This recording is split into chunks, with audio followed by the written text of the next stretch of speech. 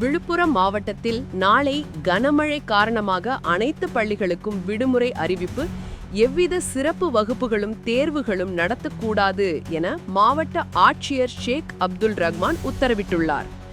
அதனைத் தொடர்ந்து செய்தியாளர்களிடம் மாவட்ட ஆட்சியர் அளித்த பேட்டியில், நமது விழுப்புரம் மாவட்டத்திற்கு நாளை ரெட் அலர்ட் ஐஎம்டி விடுக்கப்பட்டுள்ளது. இதன் முன்னெச்சரிக்கை நடவடிக்கைகளை மாண்புமிகு முதலமைச்சர் அவர்கள் காலை வீடியோ கான்ஃபரன்ஸ் மூலம்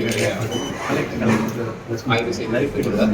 நமது மாவட்டத்திற்கு கண்காணிப்பாளர்களும் வருகை புரிந்து அவரும் அனைத்து துறை அலுவலர்களுடன் ஆய்வு செய்து களத்திலும் ஆய்வு செய்து நமது மாவட்டத்தில் 183 மல்லர்கள் பாதிக்கப்படக்கூடிய இடங்கள், அவை அனைத்திற்கும் துறை அலுவலர்களை பல்வேறு துறையிலிருந்து ஒருங்கிணைத்து இன்டர் டிபார்ட்மெண்டல் டீம்ஸ் செட்டப் செய்யப்பட்டுள்ளது. ஒவ்வொரு தாலுகாவிற்கும் ஒரு துணை ஆட்சியர் அளவில் ஒரு அதிகாரியை நோடல் ஆஃபீஸராக நியமித்துள்ளோம்.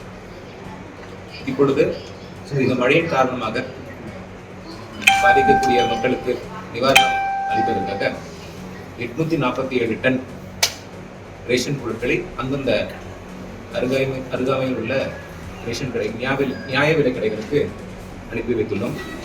அது மட்டுமின்றி 5 கிலோ பாக்கெட்டுகளாக 20,000 மூட்டைகளை தயார் நிலையில் செய்து அதை நமது கடலோர தாலுகாக்கள் வானூர் மற்றும் மகட்டானம் பகுதிகள் மற்றும் திண்டிவனம் பகுதிகளில் அங்கு இருக்கிற குடவுன்களில் ஸ்டோரேஜ் செய்துள்ளோம்.